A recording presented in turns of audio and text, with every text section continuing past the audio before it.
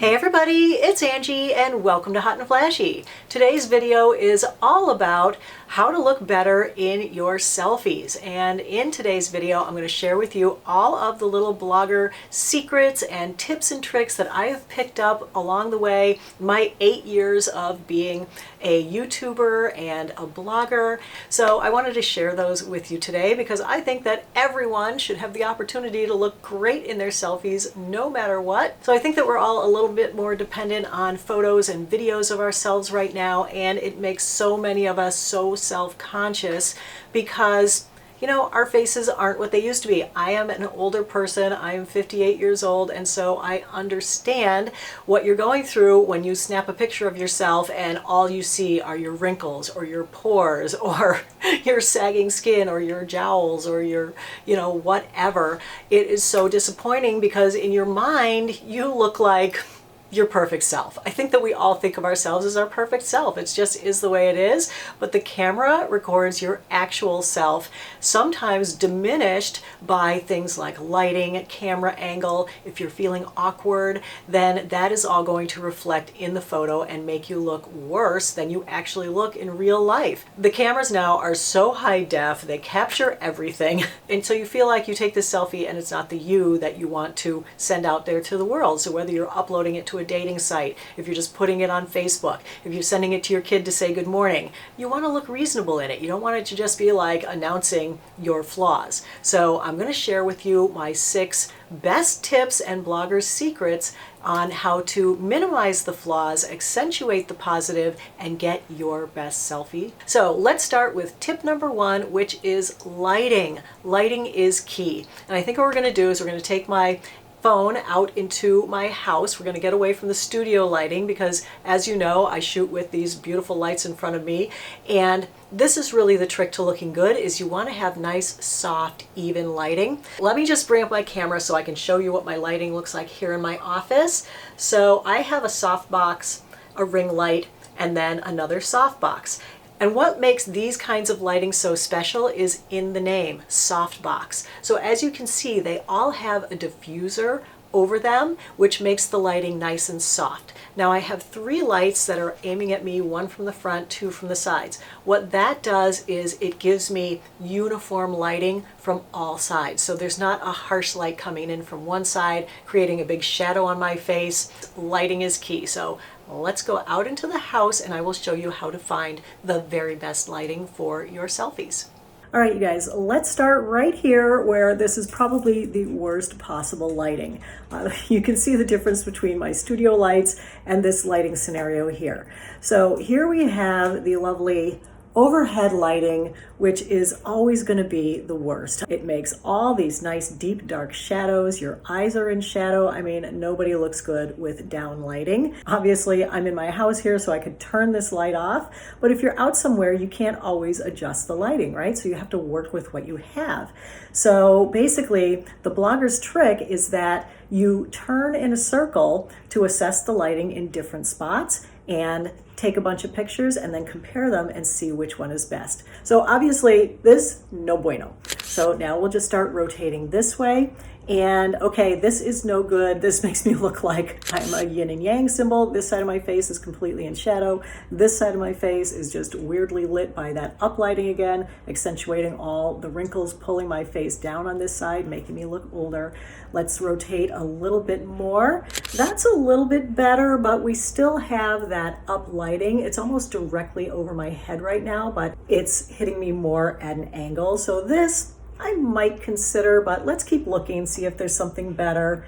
Over here, I feel like, yeah, we're just getting into that whole yin and yang thing again, where now this side of my face is the dark side. Turning a little bit more, this is also not that great. Big black shadows for the eyes, we don't want that. Lots of the wrinkles being accentuated.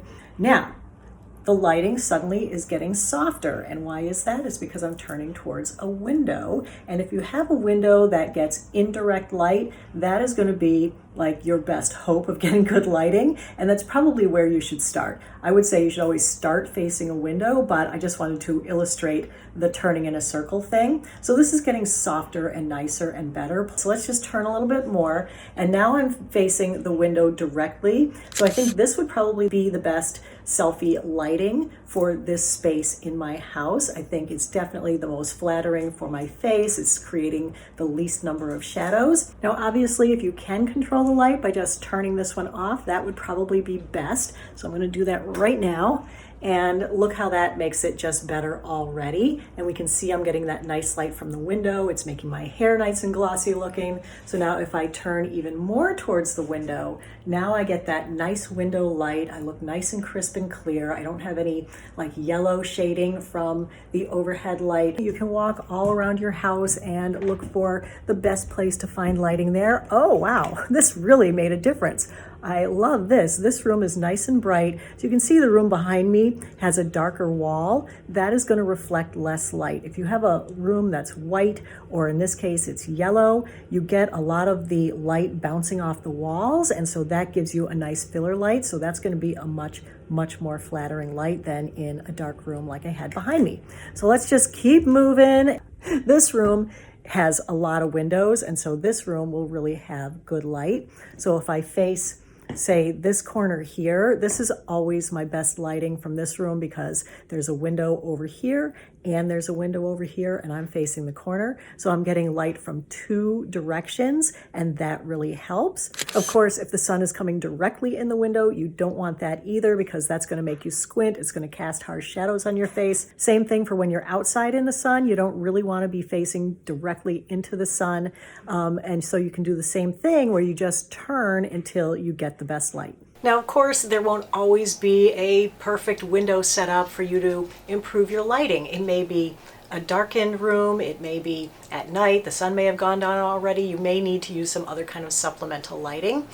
The flash that comes with your camera, I find, is kind of the least flattering light that you can get. You can use it in a pinch, but when you're taking a selfie, it's a little bit close and it tends to cast weird shadows and blow you out. But a really great blogger trick that I learned at a conference was that, especially if you're taking a group setting at night, what you can do is you can ask other people to turn on their flashlight and to provide some supplemental lighting. So I just shot 3 selfies just to show you the difference between what the available light looks like, what it looks like when taken with a flash, and what it looks like when I put on the flashlight on my other phone. I have 2 phones, so I've dimmed mine down to about 50% power there. That will give you some nice supplemental lighting. If you have a friend and you're both taking selfies together, one of you can hold the flashlight, the other one can take the picture. Tip number 2 is to find your best angle. Now, finding your best angle is kind of a two-pronged process. First is the universal best angle for everybody that we can talk about generally.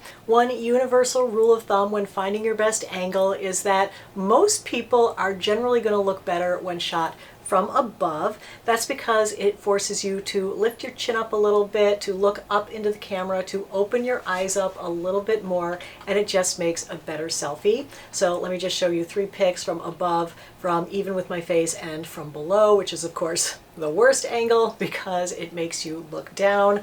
I don't know anyone who's over 50 who doesn't have some neck issues when they're looking down. It shows all of your tech neck wrinkles, some of your double and triple chins, all of your sagging along the jawline will become very apparent, and who wants that in their selfie? So keep your camera up. Then there are individual angles that each person should maybe know about themselves. You don't necessarily have to, but the thing is that your face is not exactly symmetrical.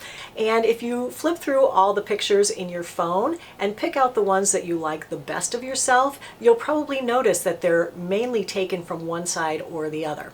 So I didn't know that I had a better side at first, but I think that I've come to realize that I prefer this side of my face. It's mainly because this eye is a little bit bigger than this eye, and also because I have a little bit of a crooked smile. You know, obviously you can take pictures from all different angles, all different sides, but it's just something to be aware of. Try taking a few different selfies from either side of your face, from the front, and decide which one you like best. You might like the front view best, you might like a 3/4 angle best from one side or the other, and then once you know which one you like best, that can be kind of your go-to look that you're going to give to any selfie. All right, tip number 3 kind of goes hand in hand with number 2, which once you've found your best angles, that's great, but you also need to maybe practice your facial expression. So I know a lot of people get nervous around a camera, even when you're the photographer and you're aiming it at yourself. You don't like what you see, and so it immediately makes you nervous, and so you kind of make that nervous face, which what generally people do is they pull their chin in, which of course then accentuates any wrinkles or double chins you have down here. You don't want to do that.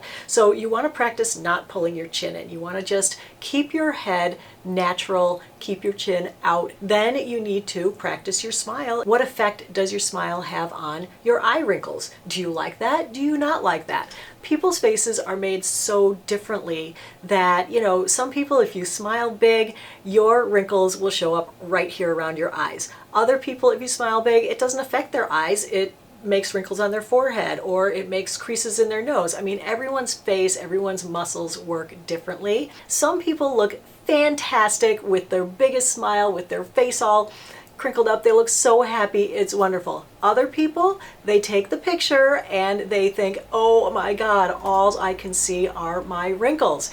And so if you are someone like that who wants to minimize that, then there's nothing wrong with that, and it's okay to just take a few shots of different smiles to figure out how you generally want to be in a selfie. Here are 3 of my smiles. The first one is just a slight smile. The second one, I've got my eyes involved, but my wrinkles aren't accentuated, and it's a nice smile. It looks happy. The third one is kind of the one that I try not to do. That's where I get my entire face involved, my nose wrinkles up. This is one that I don't really use for a selfie. All right, and while we're talking about wrinkles, I know that they really bother people, and tip number 4 is that a little distance really softens your wrinkles up a lot. And this is simply a function of the amount of information that your camera is able to gather and put into the picture. So the closer you get to your face, the more it can focus on everything on your face. There's less information for it to process in the background, and so it's going to be definitely more high def and more detail in your face. If you pull your arm out a little bit further and take the picture, then you're getting in more of the background. That's more information that has to be captured in the shot, and so it's going to be less focused on your face detail. And then if you pull it all the way out so that you're at your full arm's length away with your elbow straight, arm locked, then you're going to get the least detail in your face, because there's so much going on in the background that there's only so many ones and O's that can be in a picture. So let me just put up 3 photos to illustrate this again. Notice the difference between the first one and the third one. If we zoom in on this one, which is what you're going to do, is you're going to end up cropping this one so that it doesn't look like it was taken from so far away. And you're just going to crop it so it looks like it was taken close, but suddenly all your wrinkles are softened. Of course, when you're trying to hold your camera that far away with your arm outstretched totally, it can be hard to reach your buttons. If you don't have a pop socket on your phone, I recommend a pop socket or a loopy case. If you don't have a pop socket, you can still take the picture with your arm outstretched, because this button right here is also a shutter release button, so that you can just hold your phone like this with your finger on that release button. You can hold it all the way out. Now this, if you're a righty, it makes it so that you have to bend your wrist really awkwardly. Just hold it with your left hand. I just hold it from the front. My hand is partially blocking the screen, but that's okay. I can still see myself. Just make sure that your thumb is below the on-off button. You don't want to press that. Get your finger on the shutter release button. Hold it out as far as you can get it, and then take your selfie. All right, tip number 5 is to put on a little makeup if you don't like your eye bags or the color of your lips, or you have really hooded eyes and every time you take a selfie all you see is your hoods. Whether you just add a little bit of concealer, a little bit of eyeshadow, a little bit of lipstick, some lipstick and some mascara. If you are getting ready to take a selfie, maybe just take a couple minutes to put on a little makeup, fix up your hair, change your top maybe, and that can make all the difference in the world. Tip number 6 is to just practice, practice, practice. The nice thing about our phones having cameras is that they have a nice delete button, so you can delete as many pictures as you want. So you can just keep practicing, looking for that good light, looking for your best angle, looking for your best smile and how it affects your eyes and the rest of your face.